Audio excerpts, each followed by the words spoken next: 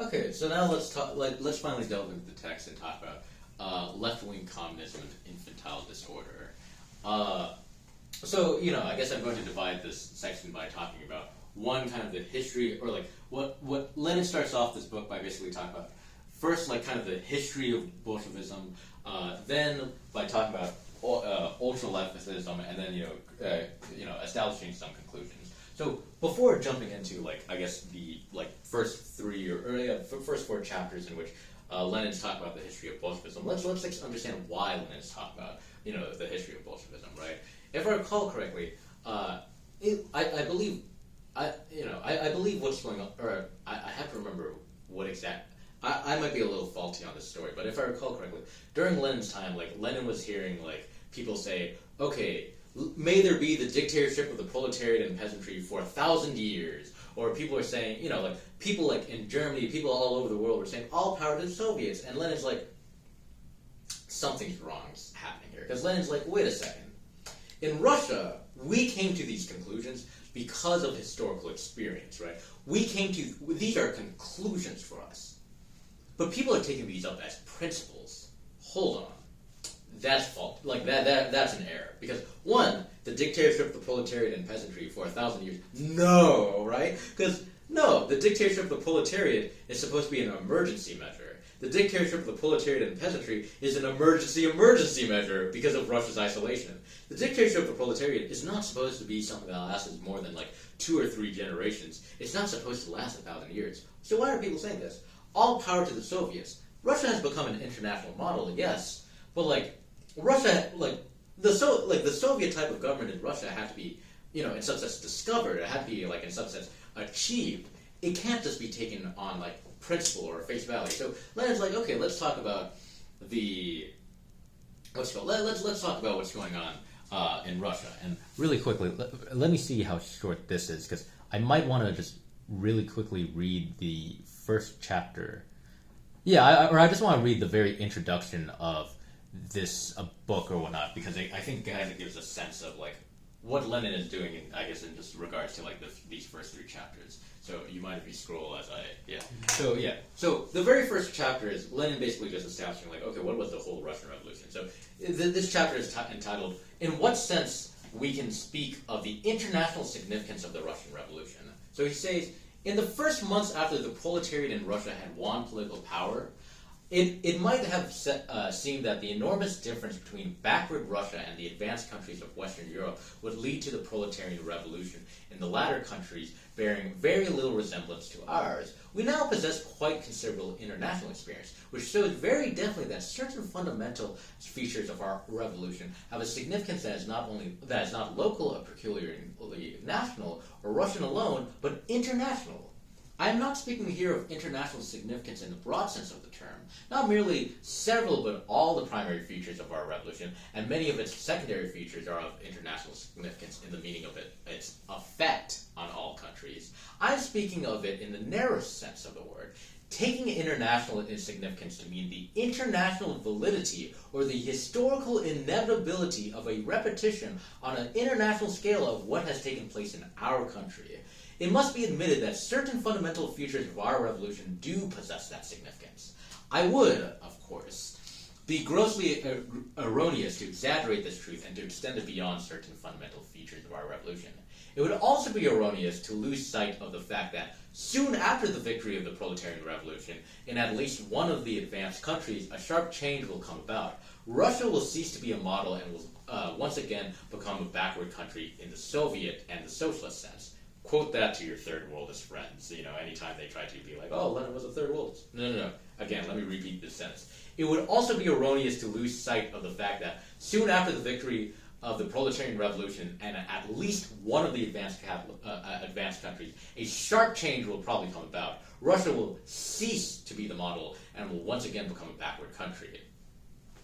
At the present moment in history, however, it is the Russian model that reveals to all countries something highly significant of their near and inevitable future.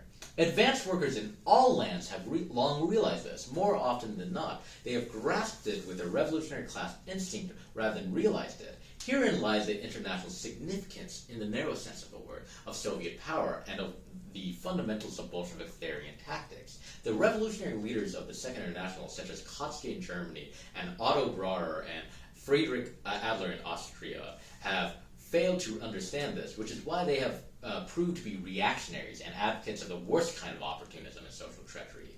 Incidentally, the anonymous pamphlet entitled The World Revolution, which appeared in Vienna in 1919, very clearly reveals their entire thinking and the entire range of ideas, or rather, the full extent of their stupidity, pedantry, baseness, and betrayal of working-class interests, and that, moreover, under the guise of defending the idea of world revolution.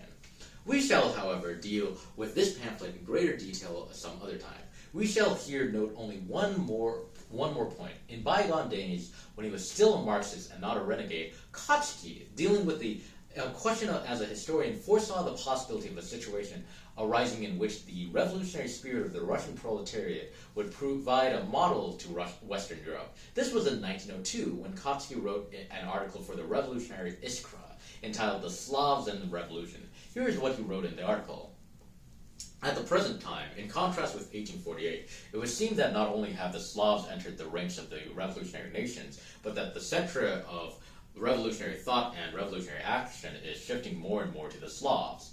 The revolutionary center is shifting from the west to the east. In the first half of the 19th century, it was located in France, at times at England. In 1848, Germany too joined the ranks of the revolutionary nations. The new century has begun with events which suggest that that we are approaching a further shift of this revolutionary center, namely to Russia. Russia, which has borrowed so much revolutionary initiative from the West, is now perhaps herself ready to serve the West as a source of revolutionary energy. The Russian revolutionary movement is now flaring up. Will perhaps prove to be the most potent means of exercising the spirit of flabby Philistinism and coldly calculating politics that is beginning to spread in our midst. And it may cause the fighting spirit and the passionate devotion to our great ideals to flare up again. To Western Europe, Russia has long ceased to be the bulwark of reaction and absolutism. I think the reverse is true today. Western Europe is becoming Russia's bulwark of reaction and absolutism.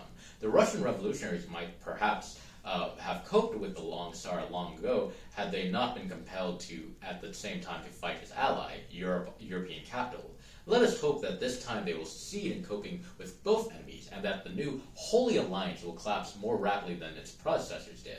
However, the present struggle in Russia may end. The blood and suffering of the martyrs whom unfortunately it will produce in too great numbers will not have been in vain. They will nourish the shoots of social revolution throughout the civilized world and make them more luxuriantly and rapidly. In 1848, the Slavs were a killing frost which blighted the flowers of the people's spring.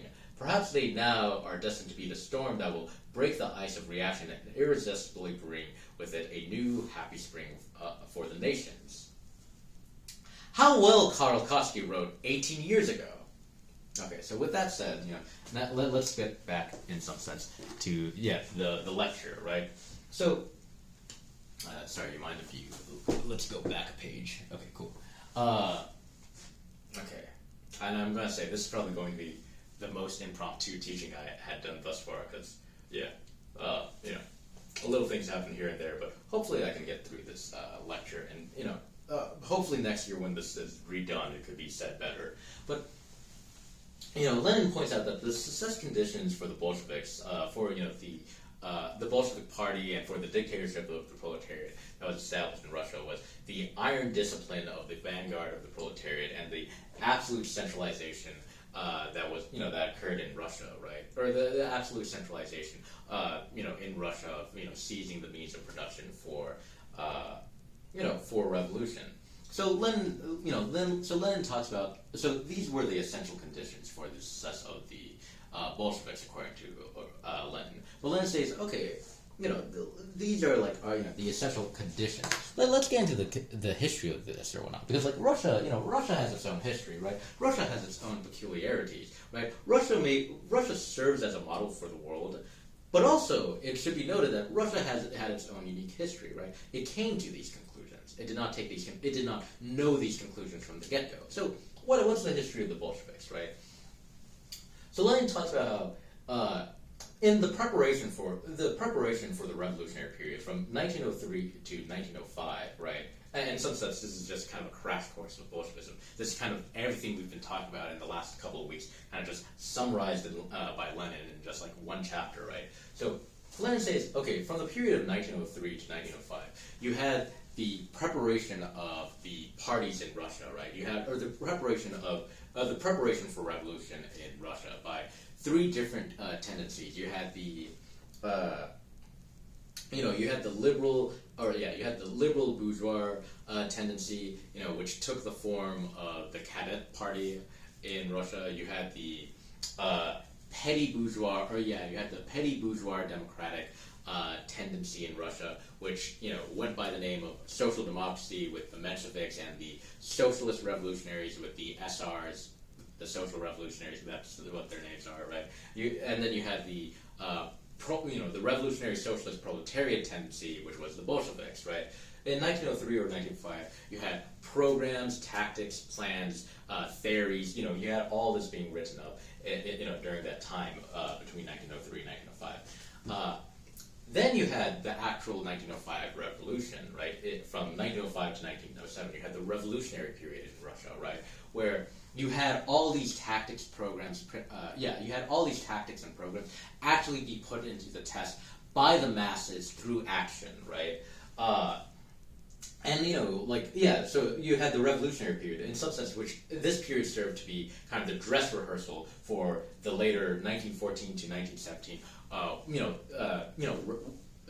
October Revolution that the Bolsheviks had. But in 1905 or 1907, you had the masses testing out these programs and tactics, and Lenin makes the argument that what comes out on top is you had a complete rejection of the Cadet Party, or of the liberal bourgeois, idea of we could just overthrow Tsarism and then just we just support the liberals or whatnot, because it was revealed that the liberals can't lead. The Mensheviks and the social revolutionaries, the petty bourgeois democratic tendency, the more minimum program of we lead a bourgeois democratic revolution, but it will be we will have a bourgeois democratic revolution, but this bourgeois democratic revolution will ultimately place the bourgeoisie in power, right? That was also displaced by the mass. That was also kind of disproven by the masses. And then the Bolshevik program at the time, which again Trotsky kind of stood outside both the Mensheviks and Bolsheviks. The Bolsheviks' maximum program at the time, which was, actually we will lead a bourgeois democratic revolution, but it will be led by the proletariat and peasantry. That was actually what was found out, or that was what was proven in 1903 or 1905 by the masses through their action, right? And then, during this time, it's also where you have Trotsky come up, where it's like, no, the proletariat will actually advocate for the permanent revolution or whatnot. And we actually do see this in history, right? 1903 to 1905 served to be, 1905 to 1907 served to be the dress rehearsal, right? But from the periods of 1907 to 1910, you had the Tsarist reaction, right? You had Russia be thrown, you had Russia thrown back in reaction, in the sense that this is where the Tsarism came back in full force to, in some sense, kind of crush this revolutionary fervor. It was able to concede a Duma, but it reestablished itself. It said, actually no, we have not been overthrown. Actually, we're here to stay, right? The 1907 to 1910 was kind of the reactionary period. But Lenin says that even in this reactionary period, there were lessons to be learned, right? What were these lessons? The lessons were, who are our friends, who are our enemies. So, in some sense, 1907 to 1910 kind of proved, it showed that the Mensheviks starting to orient themselves more towards the bourgeoisie, or more towards the right, and it showed that it disciplined it made the Bolsheviks grow more towards its left character, right? In some sense, it really created, or it started to really create the division between the Mensheviks and the Bolsheviks, or whatnot, right? To finally, in 1910 to 1914, you had the rise, right? You finally had the re-emergent rise of the revolutionary era, right? During this time, where it's like, okay, the party started to, the Bolsheviks and the Mensheviks, they finally split in 1912, or they finally become separate parties. During this time, you have much more revolutionary activity going on. You have you have the masses basically become much more trained and much more ready for revolution. You have the Bolsheviks, really care, you have the iron discipline of the Bolsheviks, and you have their advocacy for absolute centralization. You have, you have this start to pay off in 1910 to 1914 with the rise during this time to finally in 1914 to 1917 the crisis of bourgeois society, the imperialist world war, right? You had the world revolution come to the victory and the success of the Bolsheviks, right? With the Bolsheviks kickstarting the world revolution, right? So this is the history, and this is how the Bolsheviks came to the understanding that back in 1905 and 1907 with the Soviets coming out of, or this organization of workers coming spontaneously out of that revolution to 1914 to 1917 being like kind of the all power to the Soviets of creating a Soviet government, right? 1914 to 1917 was 1917 was the real thing, right? If 1905 to 1907 was the dress rehearsal, 1917 proved everything that was learned in 1905 to 1917 and made it an actual reality. It kickstarted the world revolution, right? Lenin ends this section of the text by saying that, last note, so the note here that I would make is like, this is the history of the Bolshevik Party. This is why the Bolsheviks were successful. This is how the Bolsheviks came to their understanding, to their success conditions, to their own victory, to to achieving a proletarian revolution, right? Lenin ends this section off by saying that the two enemies that Bolshevism faces is on the right, they face the opportunists, right? They face the Mensheviks as as their enemy, right? The reformists, the bourgeois apologists or whatnot, right? The need to the idea that okay, we need to like work in parliaments and we need to work with the parliaments. We need this opportunist tendency or whatnot, right? And then on the other hand, Lenin also makes a note that we're also fighting the left SRs or the left social revolutionaries, right? The anarchists, right? The revolutionists or whatnot, right? The ultra leftists or whatnot. So Lenin's like, okay, these ultra leftists, this infantile disorder, right? This kind of newish kind of like tendency this newish tendency that's arising in the Third International. Let's talk about them. Well, what's going on with ultra leftism, right? Well, they're left wing. Sure, they are. They're left wing, but like they're clearly different from the opportunists. Well, what's going on with these left wing communists, right?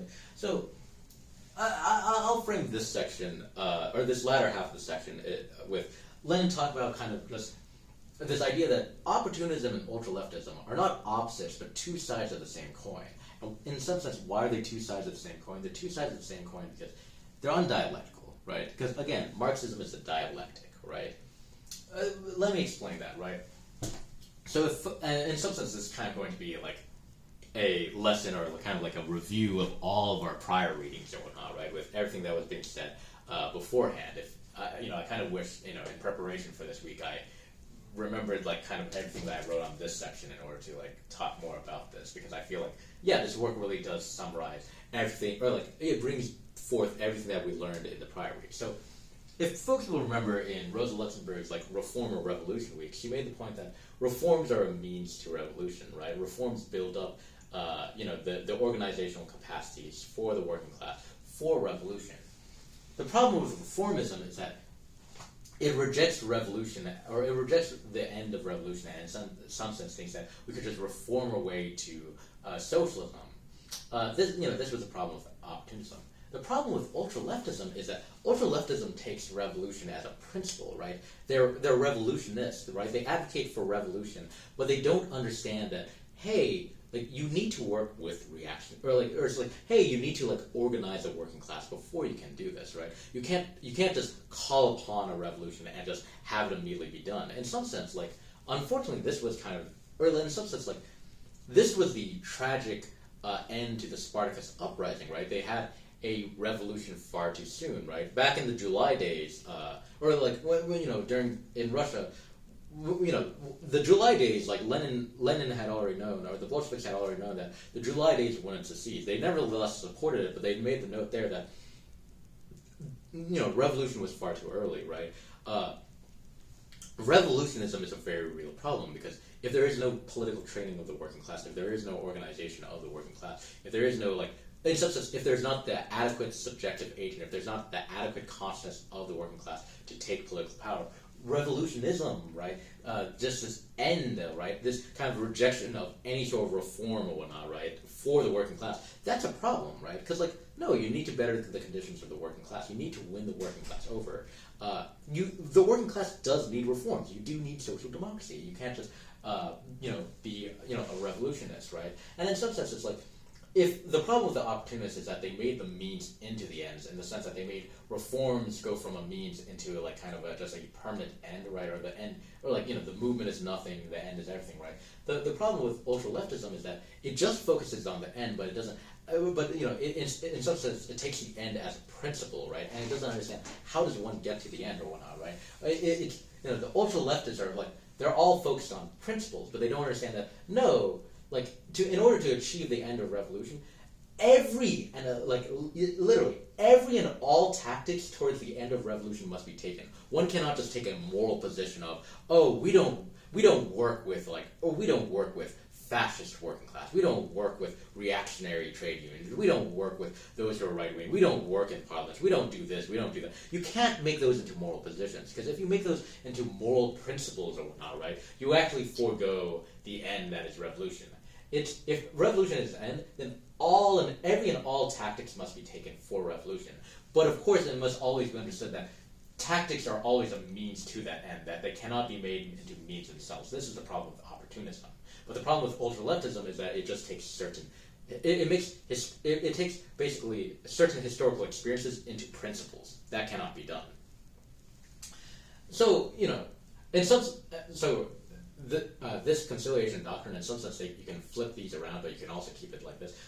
So, in some sense, what's the problem with ultra-leftism is that it's dogmatic, right? It's it says, okay, no, revolution, but nothing else. This is the right way of doing things. This is, but in some sense, I'm trying to say that this is the right way of doing things is also a right-wing position. Because it's in some sense, it's not actually working with the wave of history, right? It's not actually working with the masses, right? It's taking on kind of this moralistic character, right? So it's the ultra-leftists, they fall into this problem of doctrinarianism, whereas with the opportunists, they had this kind of whole thing with class conciliationism of yes, we can work with we can work with these other parties, with these petty bourgeois tendencies, maybe with the bourgeoisie. We'll work in parliament. We'll do these. They will conciliate. They will conciliate, or they will make the working class independence into a dependency with other classes, right? And in some sense, that muddle the working class movement by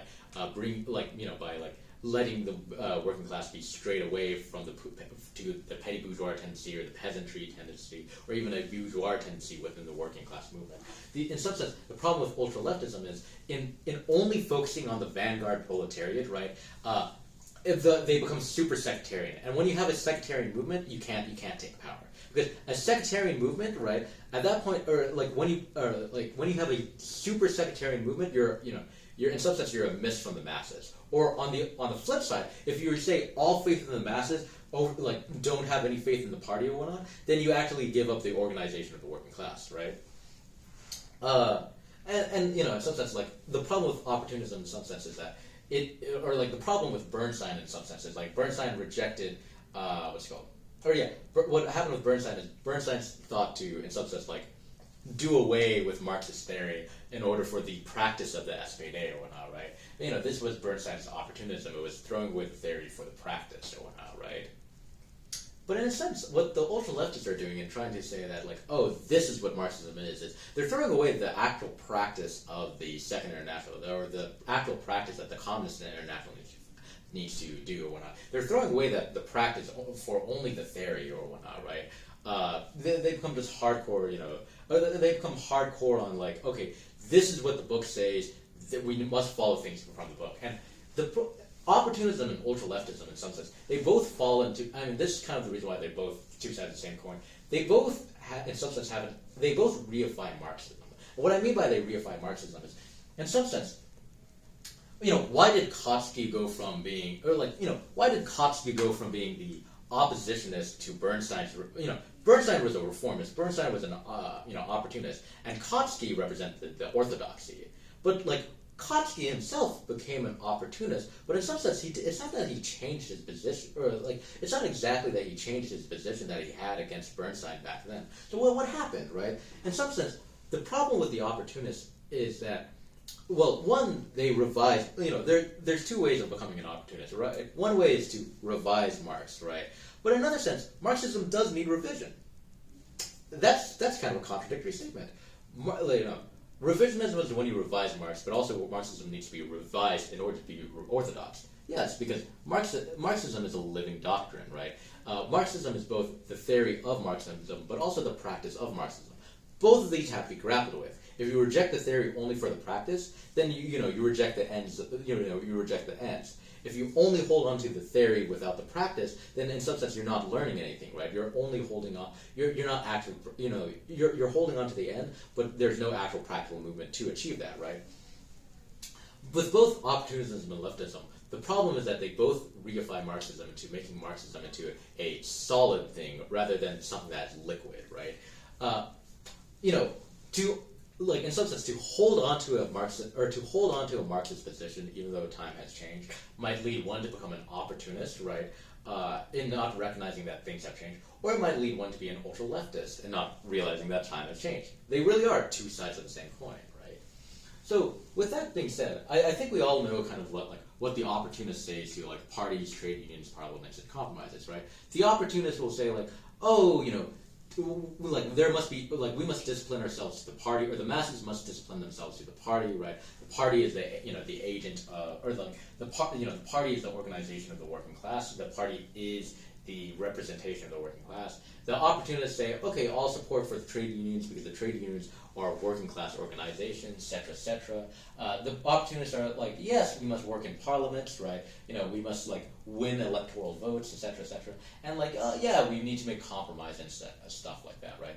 Lenin's critique of the ultra-leftists is that the ultra-leftists, in some sense, say the ultra, I guess in the chapter where he talks about left-wing communism in Germany, right, the leaders, the parties, the classes, the masses.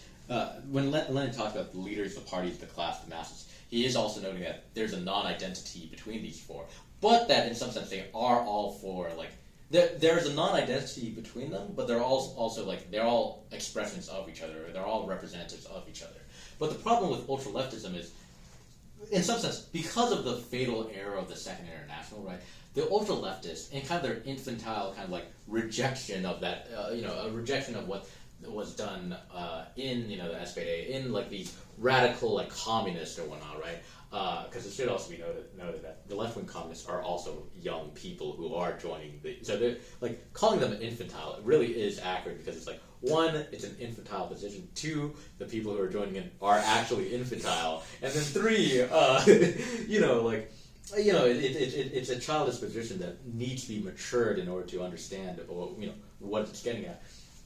The ultra-leftists, they reject the party. They say, okay, no, actually we place all of our faith in the masses, right? Actually, all power to the Soviets. Actually, no. The party is a hindrance. The party is a obstacle, right? They say all power to the Soviets. They say reject the parties, right? Throw out the parties. Because the parties, they say the parties could be reactionary or whatnot. They say, okay, or they might take the position of, okay, we're a communist party, but we won't work with the Labor Party. We won't work with the socialist parties. And Lenin says, no, win them over. You need to work with reactionary workers. You need to work with reformist workers. You need to work with these other parties if you want to give gains to the working class. Win them over, but don't just reject them, right? But that's what the ultra-leftists are doing, right? With the trade unions, right? The ultra-leftists are saying we can't work with reactionary trade unions. We can't work with the black shirts. We can't work with the fascist workers. We can't work with these reactionary trade unions. And Lenin says, okay, sorry to break it to you, but yes, you're going unfortunately, there's going to be fascist workers in the workers' movement.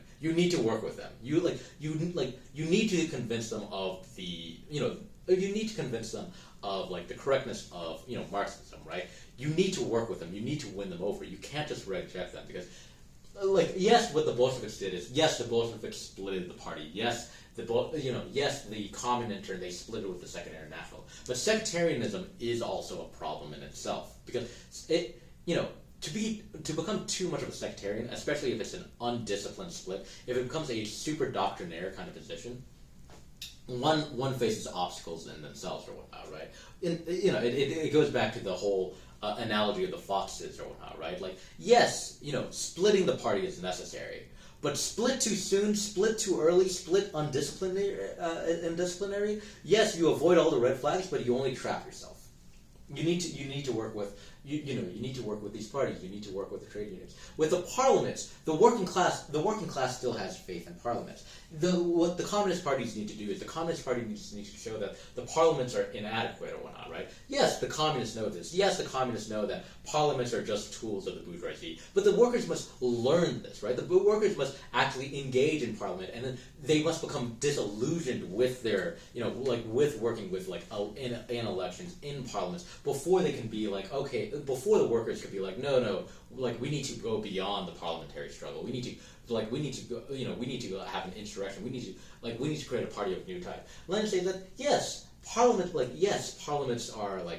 are tools of bourgeoisie, but this must be learned by the working class. You can't just reject work. Like, you need to engage in the parliamentary struggle. You need to work in these elections. You need to work in the Reichstag or the Dumas or your own parliaments. Yes, you do need to do this because you need to work. You do need to win the working class over, and the working class must become disillusioned of this by themselves, right? This is what kind of means that Marxism, or this is kind of what it means that Marxism is immanent to the working class, right? Marxism is not about. The Bolsheviks are not, in some sense, they weren't just like some sort of minority party that took power. They were supposed to be representatives of the working class. But to be a representative or whatnot, right, one needs to actually express the interest of the masses, right? So what Lenin's trying to say is that the working class themselves must understand that parliaments are obsolete. Even though we know that, the working class doesn't. The working class must learn that. Because otherwise you can't have the dictatorship of the proletariat. Because the dictatorship of the proletariat needs to be a dictatorship by the majority. It can't be just by the representatives of the majority. It needs to be actually by the will of the majority. And then finally, compromises, where the ultra-leftists are all against compromises. And Lenin here is making the point that, no. He just says that, it's going kind of back to, what we were talking about with, everything that I labeled here in green, which is no, the Bolsheviks had to make constant compromises for their victory, right? The Brest-Litovsk Treaty, the new economic policy, the Genoa and Rapallo conferences, right? Death. That's a joke. The fraction ban or whatnot, right? No, you need to make compromises, right? But Lenin says that there's a way of making compromises, right? One needs to make compromises in order to survive. But, rather than try to summarize what Lenin's saying about compromise, I kind of want to find, because he uses this one analogy about compromises that I really love, that I actually kind of just want to read out loud. Let me search up the gun. It should be here. Shoot. Because I don't want to read this whole thing. I just kind of want to read the... Yeah. Okay. Rifle. Maybe. Or I think he talks about a robbery. Robber. Is this the...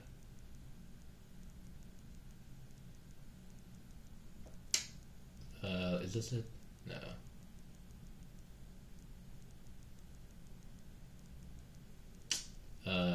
Yeah, give me just one more minute. If I don't find it in one more minute, I'll just talk about, what Lenin says about compromises. I know it's in, I know it should be in this chapter of no compromises. Okay, shoot, let me fix this up.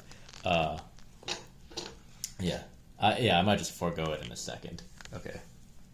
Oh, shoot. Okay. Does that show everything? Yeah, it does. Okay, well, how embarrassing. Okay, shoot. Let me just... in the same article... okay, well... I guess in case I don't find it, and hopefully I don't butcher it. Well, actually, sorry. Let me just pull up my notes because I think I could probably just, find a screenshot where I have of this.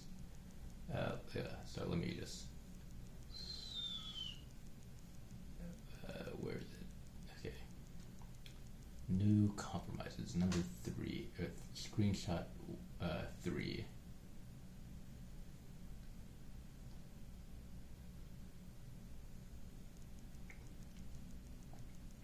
I guess I'll read this, and if the analogy that I'm looking for isn't here, then I'll just use the analogy because I'm pretty sure it was here. But I'll read this thing, and hopefully this paragraph contains the analogy that I'm looking for. So Lenin says, in the quotation from the Frankfurt pamphlet, we have seen how emphatically the lefts have advanced the slogan. It is sad to see people who no doubt consider themselves Marxists and want to be Marxists forget the fundamental truths of Marxism.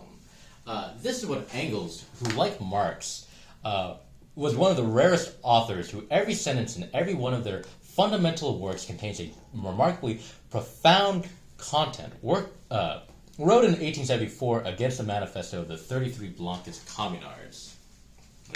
And for context, the Blancists were basically kind of this kind of like revolutionary insurrectionist like minority who thought they could take power on behalf of the minority, right?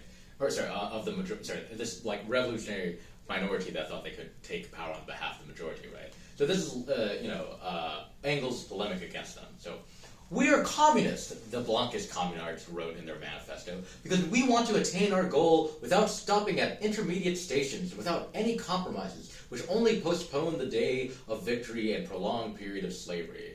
The German communists are communists because though all the intermediate stations and all compromises created, not by them, but by the course of historical development, they clearly perceive and constantly pursue the final aim. The abolition of class and the creation of a society in which there will no longer be private ownership of land or the means of production.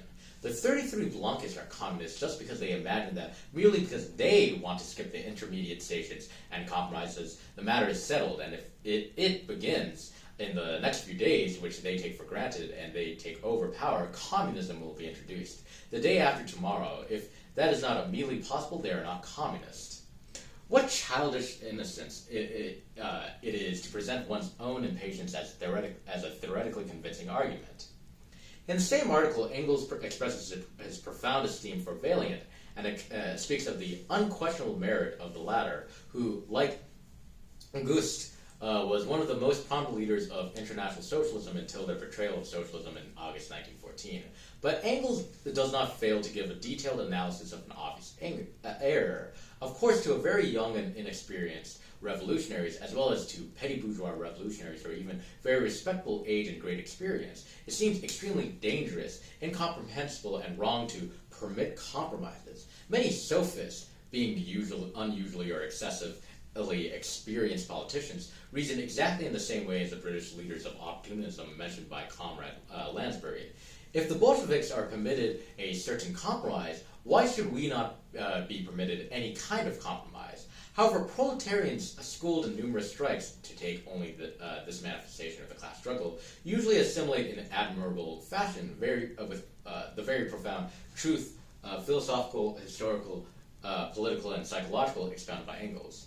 Every proletarian has been through strikes and has experienced compromises with the hated oppressors and exploiters. When the workers have had to return to work either without having achieved anything or else agreeing to only partial satisfaction of their demands, every proletarian, as a result of the conditions of the mass struggle and acute intensification of class antagonisms he lives among, sees difference between a compromise enforced by objective conditions, such as a lack of strike funds, no outside support, starvation and exhaustion, a compromise which in no way minimizes the revolutionary devotion and readiness to carry on the struggle on the part of the workers who have agreed to such compromises, and on the other hand, a compromise by traitors who try to ascribe objective causes to their self-interest. Strike breakers also enter into compromises. Their cowardness desires to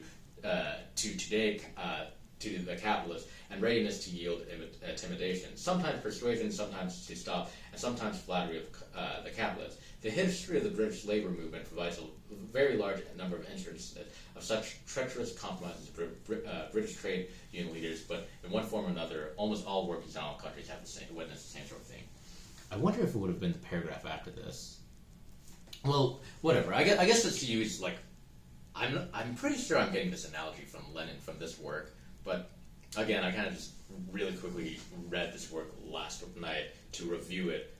But I'm pretty sure I get this analogy from Lenin. If not, then I guess it's my original analogy that I'm using. But to kind of like talk about to give an analogy to kind of the compromises that Lenin is talking about, is like, imagine this, right? Imagine, you're walking to your car and then a robber pulls out a gun, right? And says, give me everything you have or I'll shoot you, right? Okay, you have to make a compromise here between life and death, right? You can either stick firmly on your principle by saying, no, this is my stuff, this is what I've hard earned or whatnot. You're gonna get fucking shot. And literally, there's no way in some sense to live with what you already have. You need to give up some of your stuff, right? In some sense, maybe you need to give up everything you have on your person right then and there. But you need to give it up in order to live, right? In some sense, yes, you need to make this compromise. You must make this compromise, right? The problem with the ultra-leftists, in some sense, are them saying, no, I refuse to give you anything. Them standing on principle, and then the robber just shooting them. No, you need to make you need to make these compromises.